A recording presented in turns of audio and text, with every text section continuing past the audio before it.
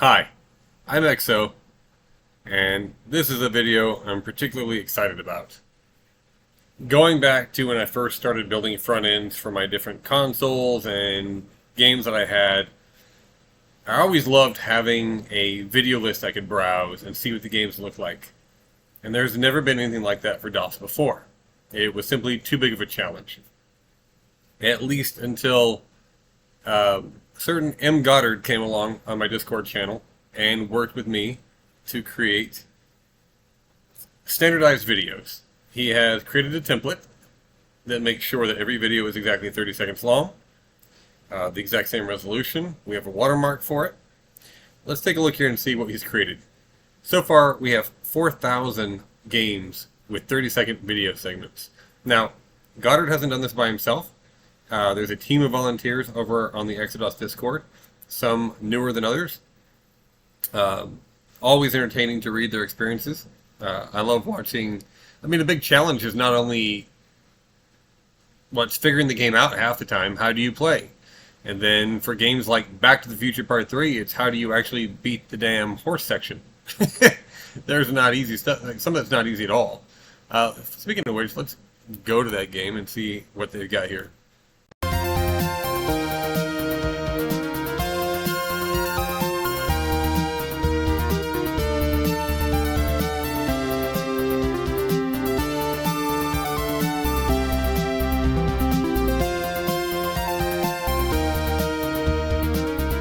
Now, if I remember correctly from the forums on Discord, the fellow who made that video played it all day to get good enough to get through that.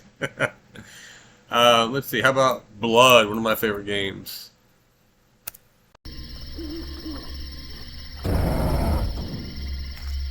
Ah, he didn't know about the secret in the wall back there, it looks like. God. Easily my favorite first-person game in DOS. Boy, they scream. Ah! Oh, I love this game. Once we get these rolled out, I'm gonna lose my life to watching videos. What is Blood Boiled High School? I don't remember that one. Ooh, looks like River City Ransom a little bit. Makes sense with the name. River City Ransom, Blood Boiled High School. I mean, there's some alliteration on both of them. Oof. Oh, right in the nuts. Oh. He's back up again over here. Man, they take a while to go down. No, he didn't blink yet. He's not dead. I'm assuming they blink when they die, like a lot of old games. This is really a massive undertaking. To 4,000 games at 30 seconds a pop is over 2,000 minutes of footage. And that's only 4,000 games. We have 7,000 in eXoDOS 5. And then we've added another 600 or so to eXoDOS 6. If you think about it that way, then, wow, we're talking approximately, what, 3,800 minutes of video? That's a huge undertaking. And like I said before, figuring out how to get the games to work is by itself really impressive. There's Bobenstein. Apparently he has a rubber chicken for a weapon. Looks like he just picked up a chocolate chip cookie. So this front end looks a lot like there was a engine you could create your own first-person game called Pie in the Sky. This clearly looks like a Pie in the Sky game. Yeah. Wow. A dead end. Whoever made that was... Wow, he's getting wrecked on all sides here. No sound on that game, apparently. Let's see what else we got here. Now, the way they've chosen which games to do, really clever. They've created mini challenges. So they'll find, like, every game that has the word eat in it, or wind, or manager, and then they'll go through and do all those games and knock them out. It's really clever. It keeps it from becoming too monotonous as they get to try different stuff. Oh, there's Monkey Island. We gotta check that one.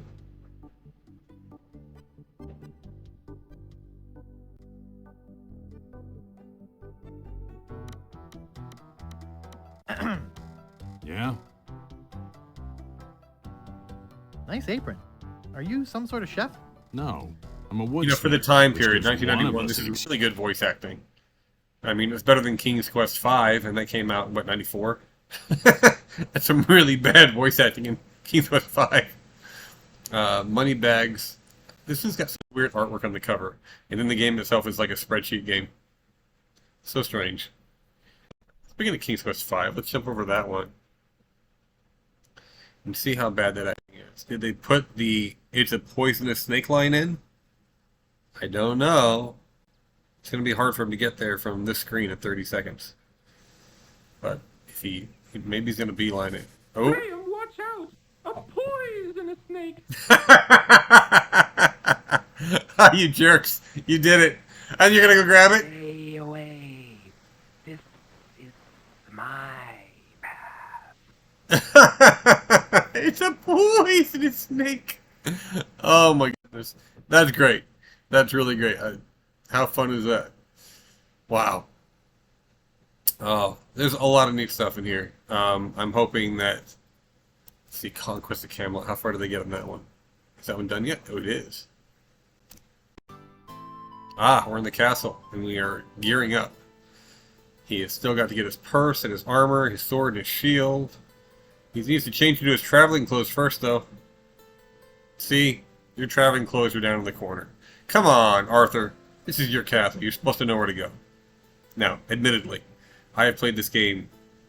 I mean, it's been about 3 years since the last time I played, but I loved it growing up. I loved the music. I loved the puzzles. One of my favorite Sierra games, I think. And then, of course, there's Conquest of Longbow. I didn't have this one growing up, so I'm not as familiar with it. But I did play it about 10 years ago for the first time, and I was really impressed by all the alternate paths you can take, the different ways to solve different puzzles. It's also gorgeous. It's kind of the peak of, I mean, to be fair, King's Quest VI, for me, is the peak of pixel art for Sierra. But this is pretty dang close. Speaking of which, I wonder what scene they got in King's Quest VI. Ah, right on the beach. We just started. Gotta get the ring. Oh, that's the Alexander coin. picks up his royal insignia ring from the No, beach. that was the ring. So underneath that wood over there is the coin. Don't leave without the coin. Now you can't barter for anything in town. Oh, damn it, Alexander. Now you're screwed. I played this game with my daughter when she was 5 for the first time. She would tell me what to do. She figured out the better ending, which has to do with this screen right here with the Nightingale, by herself. Blew me away. As a kid, I was never able to get that by myself. So cool. And then, oh wow, we're back here. We're getting the... Like, nope. Gotta get the stick to knock it off. I can't reach it. I played that one recently. I was taken aback by how poor it aged. It did not age as well as King's Quest VI. The animation is choppy. It's missing a lot of frames of animation. The voice acting is dreadful at times.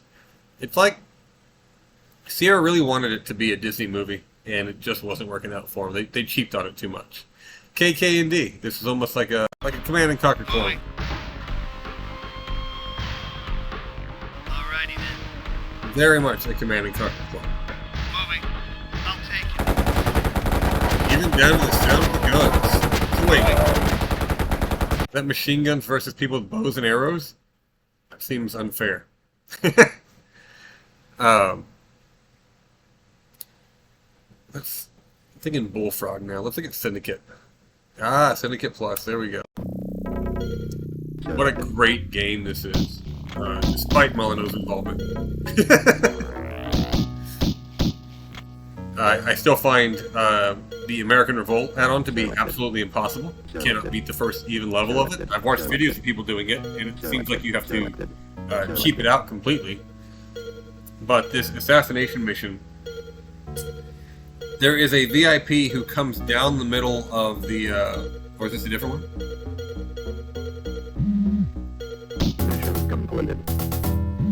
I don't know if it's that mission or a different one. I think it might be the same mission. Eventually, I think that's a VIP at the end of the mission. They start out, they do a parade route through the city. And people line up on the parade route. And then eventually, when you get to the end, it's been ages, probably 15 years since I played this, maybe even 20. But he either goes into a building for a safe zone, or he gets in his convoy and they leave the city through the north gate.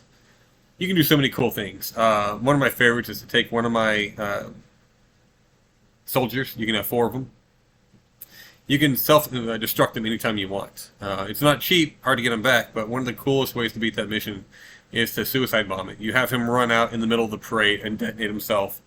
The people go crazy. The guards, their sniper towers, they start shooting on people. It all just erupts into chaos. And if you've done it right, your other 3 are back by the entrance, and no one even suspects them because they never went near the whole parade route. I love the fact that in that game you can solve at least the first missions in different ways. It just is a shame that they did not balance the later missions, and it was proven later that they never play tested the game. So there are some missions that are frankly nearly impossible. Dungeon Keeper is another game from Bullfrog. One of my absolute favorites. If I had to have a top 5 DOS game list, it's on that top 5.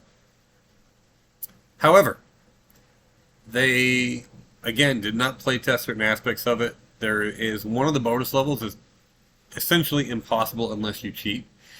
Another bonus level was put in the wrong order, so the one you're supposed to go to is not there, and instead you go to a different one.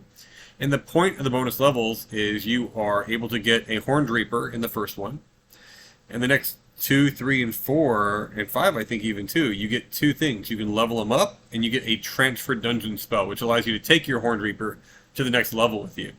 So, the idea was, if you get to a level that's really hard, you can't beat it. You can back out, go to the map, go to your bonus level, because you can go replay any level anytime you want. Get the Reaper, level them up, transfer them out of the dungeon. Go to bonus level 2. Level them up, transfer them out of the dungeon. You repeat this until you have like an 8, 9, or 10 Reaper.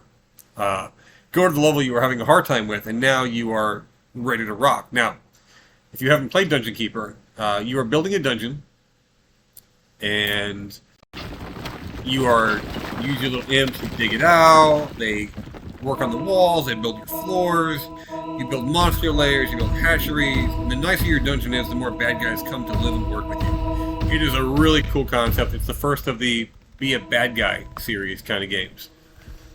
Well, your bad guys may not like each other. Dragons don't like wizards, the Horned Reaper doesn't like anybody, and if he gets mad, he'll start running around your dungeon, stealing your gold, tearing up your walls, and killing your enemies. I mean, well, your enemies and your guys. So generally, if you do have a Reaper, you build him his own lair, his own hatchery, you give him his own treasury, and you lock the door, and you hope he stays happy. Because if he gets mad, he will destroy that door, and he'll go on a rampage. Now, you can't pick him up and hold him, like with your little hand, and drag him around. And the problem is you hold him too long, and he gets too mad. Not only will he kill people, but he'll march towards your exit and leave your dungeon, killing everyone on the way. So your best bet at that point is to try to find a way to drop him off in the good guy territory and let him throw his temper tantrum over there. Earthworm Jim! I don't remember it being so hard. As a kid, I could beat it. I tried playing it a few years ago, and I did not beat it. Well, he is getting... Oh, it's the demo. Now launch! Key to the game. And then, of course, 2, which I also beat as a kid.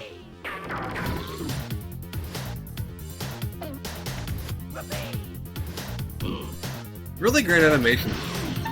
Really colorful. I like the style a lot in those games. Easy Street, huh? Just heading down Easy Street. Got my wagon full of junk. So as you can see, we got 4,000 videos currently. Now, the videos are going to be in the media pack. Why? Well, let's see here. How big are 4,000 videos? Oh, well, not too bad, honestly. 18.8 gigabytes. Now, some of you might have gasped when I said that. Me, after the amount of gigabytes I've dealt with in this project, 18 seems great. I mean, we are talking about 2,000 minutes of footage here. So 18 gigabytes, not bad for that, right? Now, how do you use the videos? That one, unfortunately, does require you to have a license for your launch box. If you go into big box mode, these videos go in your video folder in launch box. Assuming you get the media pack, it will extract them for you. And as you're scrolling through your big box mode, it will play these videos for you as you scroll through the games. Now, we know that not everyone's going to have Launchbox Premium, and we don't expect everyone to buy. I mean, you're going to benefit from it if you do get it. I would not have put my project into Launchbox if I didn't have a lot of faith in that front end. That said, I don't expect people to buy it if that's not in their budget. You can use these on any other front end as long as if you retain the naming of my files and these files are the same, so it should pick them up. I have another video that's coming out this week, and it's about how the backend works on eXoDOS. That one talks about how the backend files work, and it's not too difficult to figure out how to add the backend files to a different front end to make the games launchable and runnable. However, you are walking away from all the really great metadata and features that we have built into Launchbox. So it's a toss-up. I understand that some people have their favorite front end that they want to use, and so they would like to clearly use that front end instead of ours or Launchbox. But I do encourage anyone who downloads the pack to set it up and try Launchbox, see what it's like. That way you know either what you're getting or what you're missing by not using it. Either way, these videos are something that was long overdue to have a collection like this that's available for DOS games. It will benefit anyone who has a front end that can use videos. A huge thank you to M. Goddard for organizing and managing this project, and to all the volunteers who have made videos with him over the last year, 2 years. It's been about 2 years now. Let's see here. What's the oldest video in the pack? I was off. 2021. So, yeah, actually, that is just about, wow, the video project is about 2 years old. And look at that. Seventh Guest was the very first video to be made in the pack. Or at least officially made. We probably tested a few other ones first, but how fitting. One of the first cinematic CD-ROM games is also one of the first. And look, it wasn't standardized yet. It's 34 seconds long, not 30 seconds long. Wonder what 11th hour. 37! Oh my goodness. All normalization is out the window at this point. But we got a jazzy soundtrack, so that's okay. Nothing like some questionable music while you're in a broken down, jacked up home. Abuse, what a great game.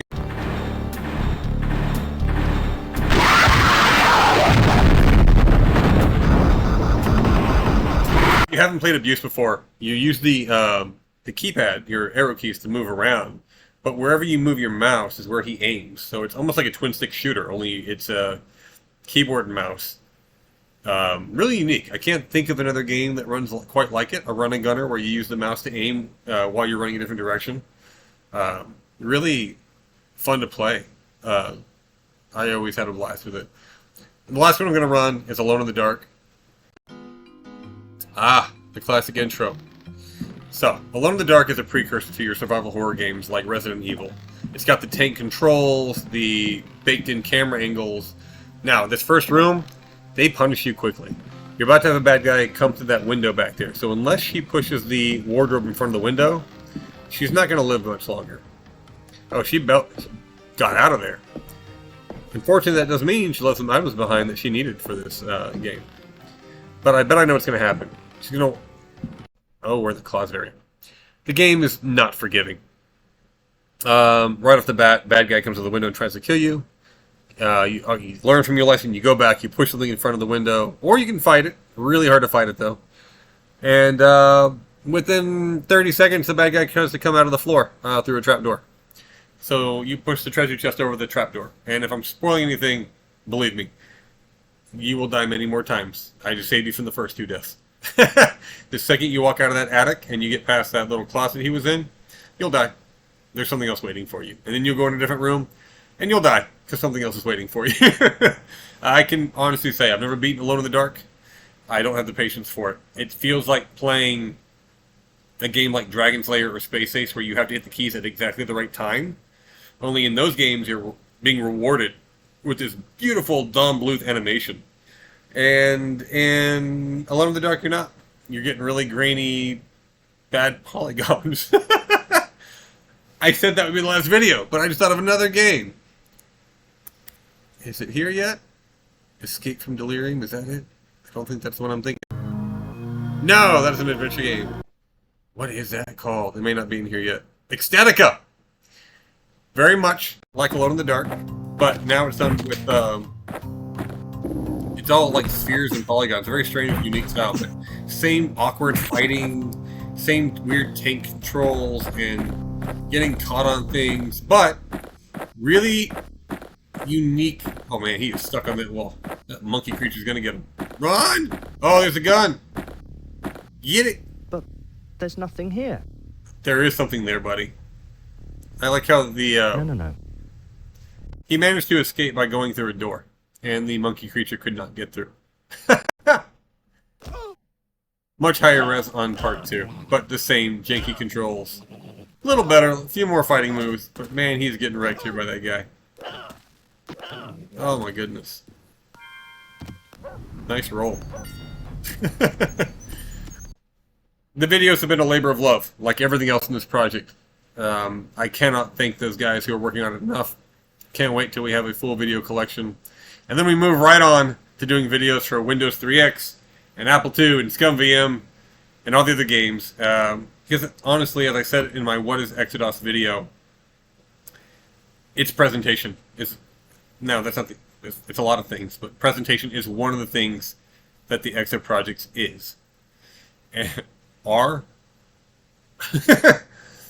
it's